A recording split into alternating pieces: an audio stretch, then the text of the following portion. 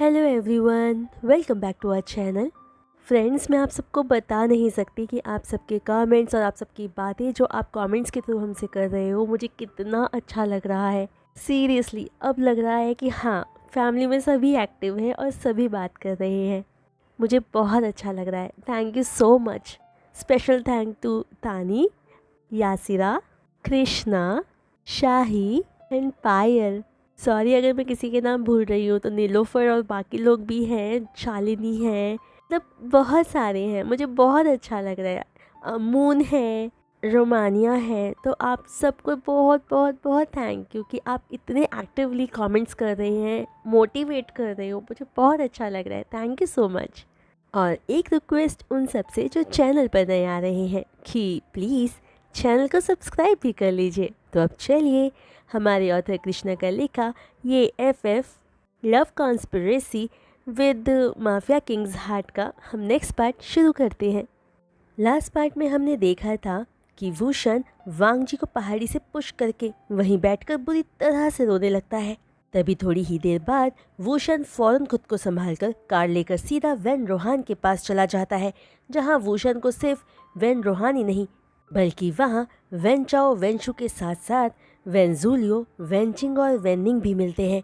जहां पहुंचते ही वूशन की हालत देखकर वेनचिंग भागकर वूशन के पास आकर कंसर्न टोन में अपने भाई से पूछती है कि आशन को क्या हुआ है।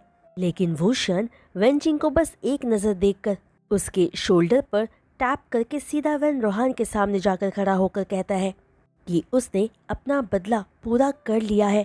उसने वांग जी को मार डाला है, जिसकी वजह से आज उसके पेरेंट्स को फाइनली शांति मिली होगी।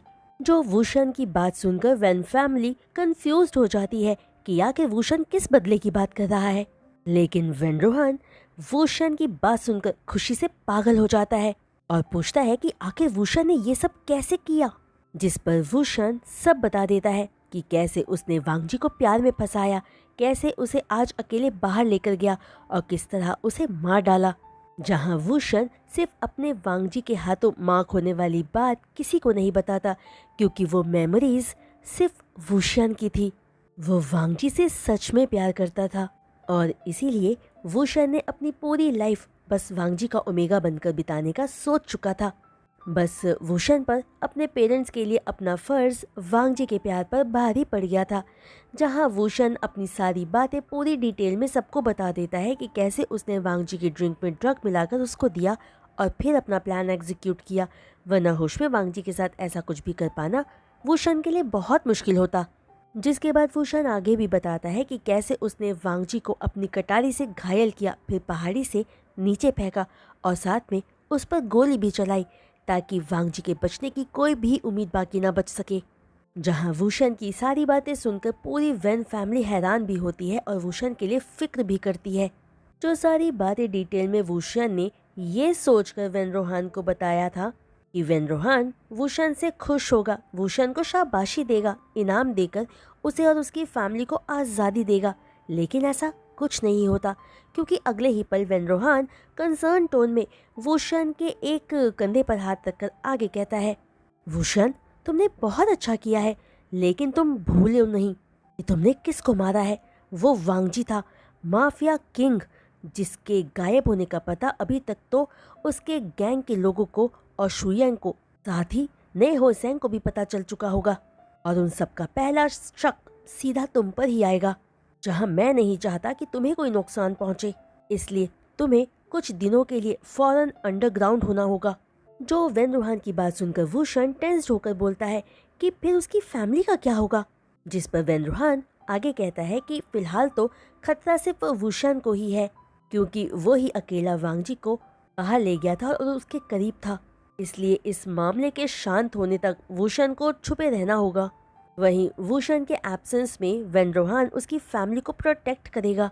फिर जब सारा मामला शांत हो जाएगा, तब वेन रोहान वूशन की फैमिली को सही सलामत दूसरे देश में सेटल कर देगा, जहां पर वूशन भी बाद में डायरेक्ट जाकर अपनी फैमिली के साथ रह सकता है। जिन सब चीज़ों का पूरा इंतजाम वेन रोहान खुद कर देगा। जो वेन रोहान की सारी बातें वूशन को ठीक लगती है और वो वेन रोहान की बात को मान जाता है, खुद को और अपनी फैमिली को वांग जी के आदमियों से बचाने के लिए। ताकि बाद में वूशन सेफली अपनी फैमिली के साथ एक अच्छी लाइफ जी सके। वहीं वेनरोहान के दिमाग में तो कुछ और ही चल रहा था। वो सोच रहा था कि वूशन ने वांग जी जैसे माफिया को मार डालकर इतना बड़ा काम किया है, तो फ्यूचर में भी वो वेनरोहान के काफ़ी काम आ सकता है। इसलिए वेनरोहान वूशन को हर हाल में जिंदा रखना चाहता था। तभी मौका मिलते ही वेंचिंग वूशन को साइड में ले जाकर बदले वाली बात पूछती है कि वांग जी को मारने और बदला लेने के बीच में आखिर क्या कनेक्शन है, और क्या वूशन उनसे कुछ छुपा रहा है, क्योंकि वूशन कुछ ठीक नहीं लिख रहा है। जिन सारे सवालों पर वूशन इम्पेशेंटली कहता है कि वो कुछ नहीं बता सकता है और जो होना था वो हो चुका है। इसलिए इस वक्त वूशन के लिए सिर्फ अपनी फैमिली की सेफ्टी सबसे ज़्यादा इम्पॉर्टेंट है। जो बात कहकर वूशन वेंचिंग से आगे कहता है कि अब वेंचिंग सबका ख्याल रखे, क्योंकि अभी वूशन विंग से मिलने वाला है, उसके पास जा रहा है। जो बात कहती ही वूशन वेंचिंग को आगे कुछ भी ना कहने का मौका देकर वहां से जल्दी में चला जाता है और वेंजुलियो दूर से ही बस टेंस्ड लुक के साथ वूशन को जाता देखता रहता है। वहीं दूसरी तरफ ऑर्फन एज में विंग अपने रूम में वांग जी का गिफ्ट किया एक सॉफ्ट बनी टॉय हाथ में लिए वांग जी को ही याद कर रहा था कि तभी वूशन विंग के रूम में एंटर करके विंग का नाम लेता है। जो वूशन की आवाज़ सुनकर विंग खुश हो जाता है, ये सोचकर कि वांग जी भी साथ में आया होगा। तभी अगले ही पल वूशन आकर विंग को टाइटली हग कर लेता है। जहां अपने भाई के फेरामोन्स में सैडनेस फील करके विंग भी कंसर्न टोन में पूछता है कि आखिर वूशन गग्गा को क्या हुआ है, जिस सवाल पर वूशन कोई भी जवाब न देकर बस रो पड़ता है। जहां अपने भाई को रोता फील करके इस बार विंग पैनिक हो जाता है और समझ नहीं पाता कि आखिर उसके स्ट्रॉन्ग गग्गा रो क्यों रहे हैं। जो बात फील करके विंग पैनिक टोन में पूछता है कि गग्गा बोल क्यों नहीं रहे हैं, कि उनको क्या हुआ है। अब तो विंग को भी डर लगने लगा है। जो विंग की बातें सुनकर वूशन अपना हक ब्रेक करके अपने आंसू पोंछते हुए आगे कहता है कि वूशन को उनके पेरेंट्स का मर्डरर मिल गया था और वूशन ने उसे मारकर अपने पेरेंट्स की डेथ का बदला ले लिया है। जो बात सुनकर विंग की भी आंखों में आंसू आ जाते हैं और वो अपने पेरेंट्स को याद करने लगता है। तभी विंग अपने गग्गा से पूछता है कि आखिर वो इंसान कौन था जिसने उनके पेरेंट्स को उनसे हमेशा के लिए दूर कर दिया है। जिस सवाल पर वूशन सिर्फ एक ही नाम लेता है, वांग जी। जो नाम सुनते ही मानो विंग के कानों में बीप की साउंड बजने लगती है। उसका दिमाग सुन हो जाता है और वो बस एक स्टैचू की तरह बनकर बैठा रहता है। जहां अपने भाई को स्टैचू बना देकर वूशन विंग के सर पर हाथ फेरते हुए वेनरोहान की बात से लेकर वांग जी की डेथ तक की पूरी बात एक एक करके विंग को बता देता है। जहां बस विंग की आंखों से आंसू बहे जा रहे थे, पर वो बिल्कुल खामोश था। तभी अपनी बात पूरी बताकर वूशन विंग का हाथ पकड़कर आगे कहता है कि वूशन वांग जी से बहुत प्यार करता था और हमेशा करता रहेगा, लेकिन वूशन अपने पेरेंट्स के मर्डरर को छोड़ नहीं सकता था। जो बात कहकर एक पल का पॉज लेकर वूशन विंग से आगे कहता है कि अब वूशन को कुछ दिनों के लिए छुप कर रहना होगा। फिर सब कुछ ठीक होते ही वूशन विंग को अपने साथ लेकर चला जाएगा। तब तक विंग फादर सोंगलांग के पास ही सेफ है। साथ ही वूशन फादर सोंगलांग को भी सब समझाकर और बताकर जाएंगे ताकि विंग को कोई प्रॉब्लम ना हो वूशन के वापस आने तक। जो बात कहकर वूशन विंग के फोरहेड पर किस करके उसे टाइटली हक कर लेता है और कुछ पल बाद हक ब्रेक करके फौरन फादर सोंगलांग के पास चला जाता है। जहां एक बात वूशन नोटिस करना ही भूल गया था कि वांग जी को मारने की बात बताने के बाद से विंग ने एक बार भी वूशन से बात नहीं की थी और ना ही वूशन के लाड प्यार पर रिस्पॉन्स दिया था। यहाँ तक कि ये आज पहली बार था जब विंग ने वूशन को हक बैक तक नहीं किया था। जिन सभी चीज़ों को वूशन जल्दी जल्दी में नोटिस ही नहीं कर पाया था, और वो ये कि सारी बातें तो खुद वूशन ही कर रहा था। विंग तो बस स्टैचू बना हुआ रोए जा रहा था। जहां वूशन के रूम से जाते ही विंग अपने इमोशंस संभाल नहीं पाता और फूट फूट कर रोने लगता है और पेनफुल टोन में कहता है, क्यों गग्गा, क्यों, आपने ऐसा क्यों किया। जहां विंग बस वांग जी के लिए रोए ही जा रहा था। अभी अगले ही पल विंग रोते हुए भगवान से पहली बार शिकायत करते हुए कहता है, क्यों भगवान, क्यों, क्यों आपने मुझे यहाँ भेजा, क्या गलती है मेरी, क्यों आप मुझसे हर वो इंसान छीन लेते हो जिससे मैं प्यार करता हूँ? क्या मेरा किसी को प्यार करना आपको इतना बुरा लग जाता है?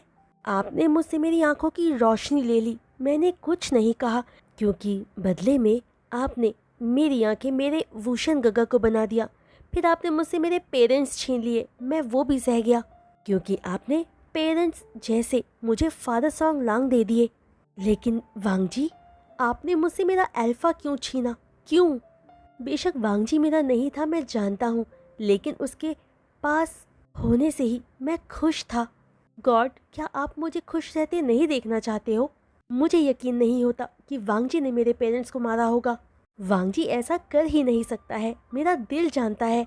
मेरे वुशन गग्गा को ज़रूर कोई गलत फहमी हुई है, लेकिन अब मैं कर ही क्या सकता हूँ सिवाय आपसे शिकायत करने के, क्योंकि अब तो मेरे वुशन गग्गा वांग जी को अपने हाथों से मार चुके हैं और अब वांग जी कभी लौटकर वापस नहीं आएगा, कभी नहीं।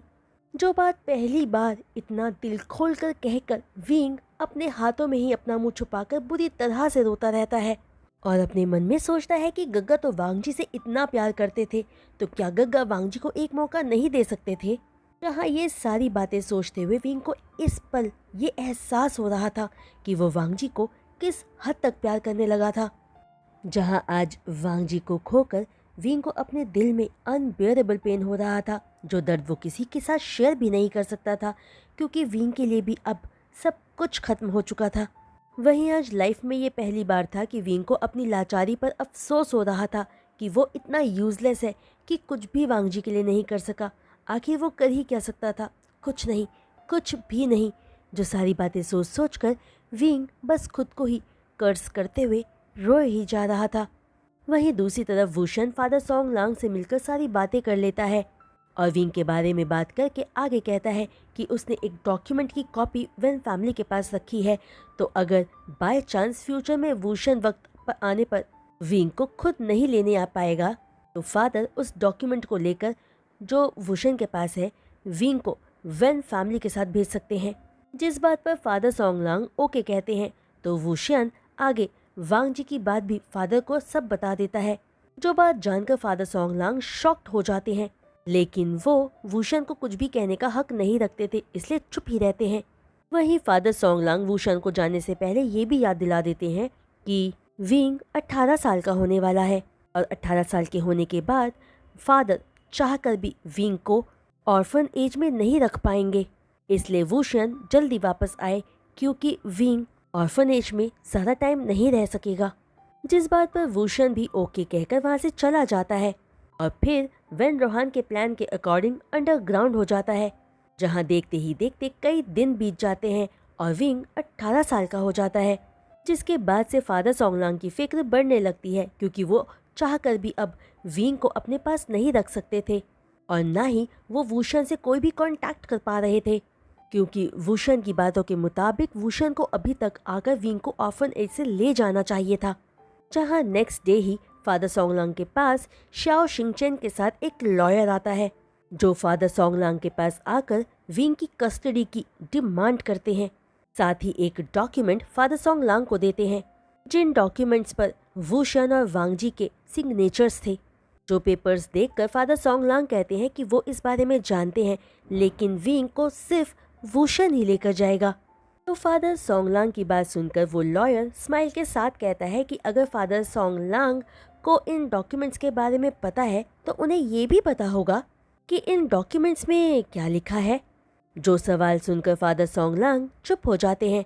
जहां फादर सॉन्गलांग को चुप देखकर वो लॉयर आगे कहता है कि कोई बात नहीं, चलो। फिर भी वो लॉयर खुद एक बार फादर सॉन्गलांग को डॉक्यूमेंट्स पढ़कर सुना देता है, जिन डॉक्यूमेंट्स के हिसाब से वूशन और वांग जी दोनों ही म्यूचुअल अग्रीमेंट किया था कि विंग के 18 साल का होते ही वो दोनों उसके गार्जियंस होंगे, और अगर किसी वजह से वूशन या वांग जी में से कोई एक नहीं होगा, तो जो विंग के 18 साल के होने पर उसके पास होगा वही उसकी रिस्पॉन्सिबिलिटी उठाएगा। जो पूरी बात सुनकर भी फादर सॉन्गलांग चुप ही रहते हैं, क्योंकि ये डॉक्यूमेंट्स सही थे। दरअसल जब वूशन और वांग जी विंग से मिलने आया करते थे, तब उन्होंने विंग की सेफ्टी का ख्याल रखते हुए ये कस्टडी पेपर्स रेडी करवाए थे, ताकि विंग फ्यूचर में वूशन और वांग जी की ही रिस्पॉन्सिबिलिटी की रहे, क्योंकि वूशन और वांग जी दोनों ही विंग की बहुत केयर करते थे। लेकिन आज सिचुएशन बिल्कुल पलट चुकी थी। जो डॉक्यूमेंट्स विंग की सेफ्टी के लिए रेडी करवाए गए थे, वही पेपर्स अब विंग की लाइफ का दर्द बनने वाला था। उसके लिए एक नई दुनिया का रास्ता खोलने वाला था, जहां फ्यूचर में उसे दुख मिलने वाला था या उसका हक, ये कोई नहीं जानता था। तभी फादर सोंगलांग पूरी हिम्मत करके पेपर्स को पढ़ते हुए पूरे कॉन्फिडेंस के साथ आगे बोलते हैं कि वूशन बोल कर गया है कि वो जल्दी आकर विंग को अपने साथ ले जाएगा, तो फादर वूशन के आने का इंतजार कर रहे हैं। अब बात रही वांग जी की, तो वांग जी अब इस दुनिया में नहीं है, तो फादर सोंगलांग एक लॉयर के साथ विंग को तो कभी भेजेंगे नहीं। जहां फादर सोंगलांग की बात खत्म होते ही उन्हें एक स्ट्रॉन्ग और डोमिनेंट वॉइस सुनाई देती है, विंग को मेरे साथ तो जाने दे सकते हैं ना आप। जो वॉइस सुनते ही फादर जैसे ही वॉइस की डायरेक्शन में देखते हैं तो हैरान रह जाते हैं। उनकी आईज वाइड हो जाती हैं, क्योंकि फादर के सामने से वांग जी चलकर आ रहा था। तभी फादर के सामने आकर खड़ा होकर वांग जी अपने एक्सप्रेशन लेस फेस के साथ आगे कहता है, बताइए ना फादर, मैं तो लेके जा सकता हूँ ना विंग को, क्योंकि मैं तो उसका लीगल गार्जियन हूँ। जहाँ वांग जी को अपने सामने देखकर फादर की पूरी बॉडी कांपने लगती है, ये सोचकर कि कहीं ये वांग जी का भूत तो नहीं है, क्योंकि 1 महीने में वांग जी बिल्कुल ठीक ठाक वापस कैसे आ सकता था। जहाँ एक तो खुद वूशन ने वांग जी के बारे में बताया था कि उसने खुद वांग जी को अपने हाथों से मार डाला है, वहीं दूसरी तरफ वांग जी की डेथ की न्यूज़ हर जगह फैली हुई थी। फादर सोंगलांग यही सोच रहे थे कि आखिर वांग जी सही सलामत फादर के सामने कैसे आ सकता है। जहां इन सब बातों के बीच में सारे एक चीज भूल गए थे कि डेविल को मार पाना मुश्किल ही नहीं, नामुमकिन होता है। और अब तो डेविल वापस आ चुका था, वो भी बहुत डेंजरस फॉर्म में। तभी अगले ही पल खुद को संभाल कर अपने सेंसेस में वापस आकर फादर सोंगलांग का सोच सोच कर बहुत ही बुरा हाल हुए जा रहा था कि अब वूशन का क्या होगा। ये डेविल अब वूशन को नहीं छोड़ने वाला है, या फिर वांग जी ऑलरेडी वूशन को इस दुनिया से रवाना कर चुका है। क्या इसी वजह से ही तो वूशन विंग को लेने नहीं आ पाया है। जो सारी बात सोचकर फादर सोंगलांग को विंग की फिक्र होने लगती है कि कहीं ये डेविल वांग जी विंग को ले जाकर उसे टॉर्चर ना करे। जहां अब फादर सोंगलांग विंग को वांग जी के साथ भेजने से रोक भी नहीं सकते थे, क्योंकि लीगली अब वांग जी ही विंग का गार्जियन था। जहां फादर सोंगलांग का शक वांग जी को लेकर बिल्कुल सही था, क्योंकि वांग जी यहाँ विंग को वूशन की वजह से ही लेने आया था, ताकि वो विंग को अपने साथ ले जाकर इतना टॉर्चर करता कि वूशन को पता लगते ही वो खुद वांग जी के पास आ जाता। क्योंकि वांग जी को ऑलरेडी पता था कि वूशन की सबसे बड़ी कमजोरी सिर्फ विंग है। तभी फादर सोंगलांग को स्टैचू की तरह खड़ा देखकर वांग जी फिर से फादर को कहता है कि वो विंग को बुला दे, वांग जी उसे लेने आया है। लेकिन फादर सोंगलांग फिर से वांग जी को मना कर देते हैं, ये कहकर कि वूशन बोल के गया है कि वो ही लेने आएगा। जहां वूशन का नाम आते ही वांग जी को गुस्सा आ जाता है और वो अपनी जगह से खड़ा होकर कहता है कि उसके पास लीगल राइट्स है विंग को यहाँ से ले जाने के लिए, जिसके लिए फादर सोंगलांग भी मना नहीं कर सकते हैं। और अगर फादर ने ऐसा किया तो वांग जी उन पर लीगल एक्शन ले सकता है। जो बात कहकर वांग जी एक स्मर्क के साथ आगे कहता है कि उसे वैसे भी फादर सोंगलांग की परमिशन की जरूरत नहीं है, वो विंग का लीगल गार्जियन है, तो खुद जाके ही विंग को अपने साथ ले जाएगा। जो बात कहकर वांग जी खुद ही विंग के रूम की तरफ बढ़ने लगता है, जिसे फादर सोंगलांग रोकने की बहुत कोशिश करते हैं, लेकिन वांग जी को टच तक नहीं कर पाते। उससे पहले ही वांग जी के आदमी फादर सोंगलांग को पकड़ लेते हैं। तभी वांग जी सीधे ही विंग के रूम में जाता है। जहां जाकर वांग जी देखता है कि विंग पीसफुली अपने बेड पर सो रहा था। जहां जाकर एक पल के लिए वांग जी चुपचाप विंग के सामने खड़ा होकर उसके फेस को देखने लगता है, और अगले ही पल वांग जी को विंग के चेहरे पर वूशन का चेहरा दिखने लगता है।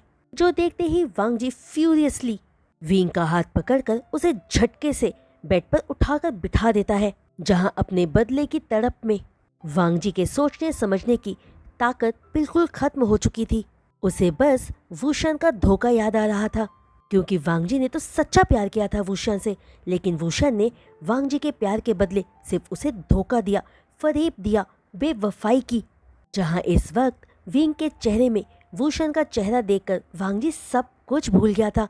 ये भी भूल गया था कि वो जिसको टॉर्चर करने वाला है वो एक मासूम ओमेगा है, जिसे बाहर की दुनिया के बारे में कुछ भी पता नहीं है, जिसे ये भी नहीं पता कि बुराई होती क्या है। उस मासूम को तो सिर्फ दूसरों को प्यार ही देना आता है।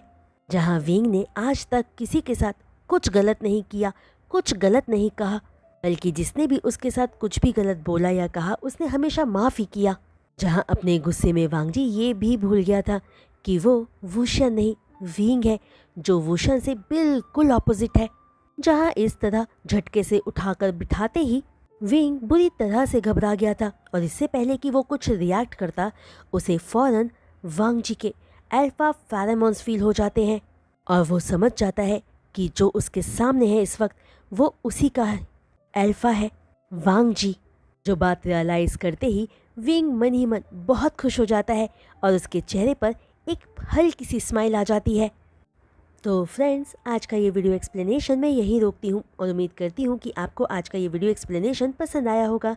तो फ्रेंड्स, अगर आपको आज का ये वीडियो एक्सप्लेनेशन पसंद आया हो तो प्लीज़ अपने लाइक्स इस वीडियो पर ज़रूर दीजिएगा। और हाँ, हमेशा की तरह ही अपने कमेंट्स मेरे साथ शेयर करना बिल्कुल भी मत भूलिएगा। वहीं जो कोई भी चैनल पर नए आ रहे हैं और चैनल को सब्सक्राइब कर रहे हैं उनसे रिक्वेस्ट है कि प्लीज़ चैनल को सब्सक्राइब करने के बाद बेल आइकन को हिट करना मत भूलिएगा। तो आज के लिए बस इतना ही। मैं जल्द लौटूंगी, यानी कि कल लौटूंगी नेक्स्ट वीडियो अपलोड के साथ। तब तक के लिए बाय।